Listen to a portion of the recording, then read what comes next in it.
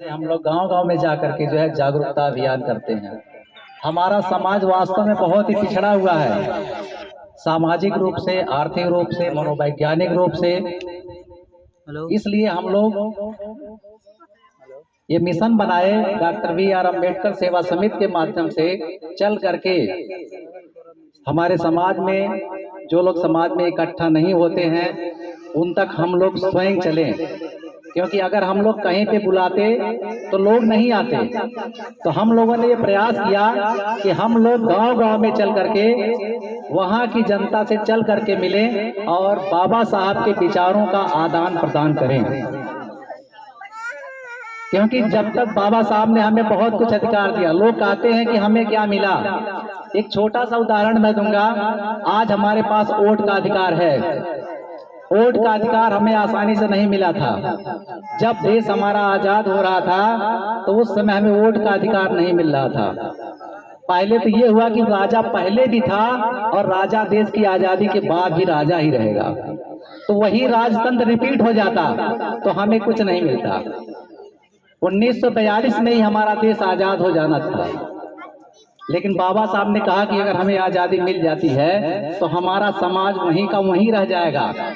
इसलिए उन्होंने अपने अधिकारों की डिमांड किया। हमें अधिकार चाहिए, समानता का अधिकार, नागरिकता का अधिकार। हम एक दूसरे के साथ समान ढंग से रह सके, जी सके, शिक्षित हो सके। इसलिए जो है बाबा साहब ने इतना प्रयास किया और हमें वोट का अधिकार मिला, और आज हम उस वोट का दुरुपयोग करते हैं। इसीलिए हम आज जहां तक हमारा संविधान हमारे पास होते हुए सारे अधिकार हमारे पास हैं, लेकिन हम न तो शिक्षित हो पाए हैं। अभी तक शिक्षा का स्तर तो हमारा बढ़ा है, लेकिन जिस स्तर पे हमें जाना चाहिए था वो बाबा साहब ने कहा था 10 साल में केवल पूरा हो जाना चाहिए। 1950 में हमारा संविधान लागू हुआ था और 1960 तक हमें बराबरी कर लेना चाहिए था, अर्थात समाज में जो ऊंचे वर्ग के लोग थे उनके बराबर हमें आ जाना चाहिए था 1960 में ही। लेकिन 2022 आ गया और हम बराबरी के क्या, हम अब बहुत नीचे हैं। इसके लिए बाबा साहब ने पहले ही बहुत ज्यादा सपना देखा था। बाबा साहब के सपनों को हमें पूरा करना है तो बाबा साहब ने 3 मंत्र दिया कि शिक्षित बनो, संगठित बनो और संघर्ष करो। संघर्ष करने का मतलब नहीं कि लड़ाई करनी है, संघर्ष करने का मतलब है कि आपको अपने अधिकारों की मांग करनी है। संगठित होने का मतलब क्या है कि आप अपने अधिकारों के लिए संगठित होकर के मांग करिए, लेकिन उसके पहले आपको शिक्षित होना। ये सब काम करने के लिए बिना शिक्षा का आप कुछ भी नहीं कर सकते हैं। तो सबसे मेन इम्पॉर्टेंट जरूरत आपकी क्या है? शिक्षित होना। शिक्षा में आता है कि केवल लड़कों को पढ़ाया जाए। बाबा साहब ने कहा था कि किसी भी समाज की दशा का मूल्यांकन हम उनकी महिलाओं से कर सकते हैं, और महिलाओं को जो आज शिक्षा मिला वो माता सावित्री बाई फूले के द्वारा मिला। हमें शिक्षा का अधिकार हमारे पास है, लेकिन फिर भी हम लोग शिक्षित नहीं हो रहे हैं। आज जगह जगह पे प्राइमरी स्कूल है, मॉन्टेसरी स्कूल है, हमारे बच्चे गली मोहल्ले में खेल रहे हैं। अगर हमारे पास प्राइवेट स्कूल में पढ़ाने की सुविधा नहीं है तो किसी भी प्राइमरी विद्यालय पे आप बच्चों को भेजिए। जैसा कि सभी को पता है कि बाबा साहब किन परिस्थितियों में स्कूल में गए थे और कैसे कैसे पढ़े थे, ये सभी को पता है। आज हमारे वर्ग के लोगों को जानकारी ज्यादा है, लेकिन उस जानकारी से कोई फायदा नहीं है, क्योंकि जानने से कुछ नहीं होता है, मानने से ही सब कुछ होता है। जानते तो हम हैं कि हमें शराब नहीं पीना चाहिए, गुटखा नहीं खाना चाहिए, लेकिन पीते हैं हम और अपने बच्चों को कहते हैं। बीड़ी जलाते हैं, बच्चों को बोलते हैं कि बीड़ी नहीं पीना चाहिए, शराब पी करके आते हैं, कहते शराब नहीं पीना चाहिए। गुटखा खाते हैं, बच्चों से मंगाते हैं, लेगा बेटा, बाबा जी बोल रहे हैं बेटा नाती जाओ ले करके आओ, गुटखा ले आओ, और हम उसी बच्चे को मना करते हैं गुटखा नहीं खाना चाहिए। इसमें बच्चों का कोई दोष नहीं है। सबसे पहले हमें अपने आप को परिवर्तित करना होगा। ये हमारी नैतिक जिम्मेदारी है कि हम किसी को कहने से पहले अपने आप में परिवर्तन करें।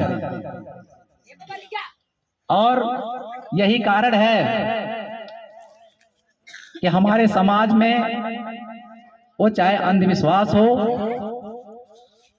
या सामाजिक परिवर्तन हो, सामाजिक परिवर्तन तो अपने आप हो जाएगा, अंधविश्वास अपने आप स्वतः समाप्त हो जाएगा यदि आप शिक्षित बन जाएंगे।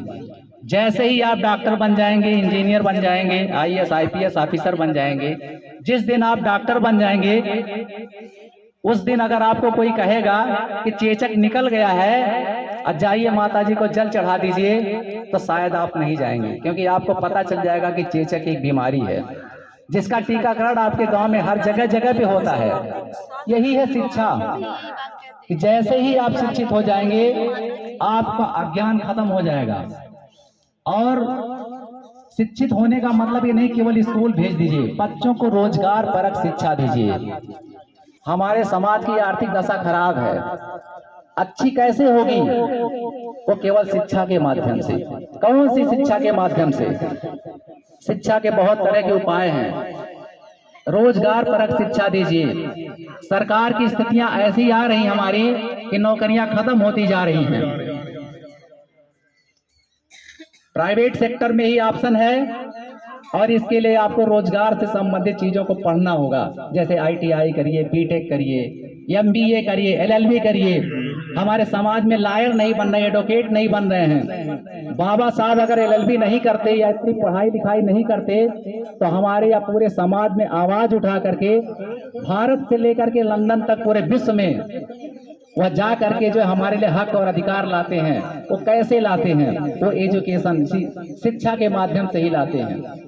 इसलिए आप लोग एक संकल्प करें, हम अपने बच्चे को डॉक्टर बनाएंगे, इंजीनियर बनाएंगे, वकील बनाएंगे, पत्रकार बनाएंगे। और जब तक हमारे समाज में वकील नहीं बनेंगे, पत्रकार नहीं बनेंगे, तब तक हमारे समाज का विकास नहीं होगा। महिलाओं को भी, बच्चों को भी, छोटे छोटे जो लड़कियां उनको भी पढ़ाइए। हमारे समाज में समय समय पे बहुत सारे समाज सुधारक आए हैं और वो आते हैं और चले जाते हैं। जैसे कबीरदास आए, सबसे बड़े समाज सुधारक इस पूरी दुनिया के रहे। उन्होंने सबको सुनाया, बहुत सारी जिनकी कविताएं तो हम आपको नहीं सुनाएंगे, लेकिन अगर देखा जाए तो कबीरदास ने, चाहे वो हिंदू धर्म हो या इस्लाम धर्म हो, सबका उन्होंने विरोध किया। किसी भी महापुरुष का मतलब यह नहीं होता कि किसी धर्म की वो बुराई करे। दर्शन शास्त्र है, किसी धर्म की बुराई नहीं करता है, लेकिन उस समाज में या उस धर्म में अगर कोई समस्या है तो उस समस्या का निदान किया जाए। जैसा कि आप पहले भी जानते होंगे, पढ़े लिखे लोग हैं, सती प्रथा, जौहर प्रथा यहाँ पे चलती थी। सती प्रथा थी, किसी भी पुरुष की डेथ अगर हो जाती, मृत्यु हो जाने के बाद पत्नी को जला दिया जाता था, या वह स्वयं मर जाती थी या चिता में जल जाती थी। ये भी कुप्रथा थी। ऐसी कुप्रथा को समाज सुधारक आए और ऐसी समस्याओं को दूर किए। इसी तरह से हमारे बीच में आज भी बहुत सारी रूढ़िवादिताएं हैं। उन रूढ़िवादिताओं पे हम चर्चा नहीं करेंगे, केवल यह बताएंगे कि आप लोग इतिहास पढ़िए। बाबा साहब ने कहा था कि जो व्यक्ति या समाज अपना इतिहास नहीं जानता वो सिर्फ गुलाम होगा। जिस दिन पता चल जाएगा कि हमारा इतिहास क्या है, हम गुलामी से दूर चले जाएंगे, अर्थात हम आजाद हो जाएंगे।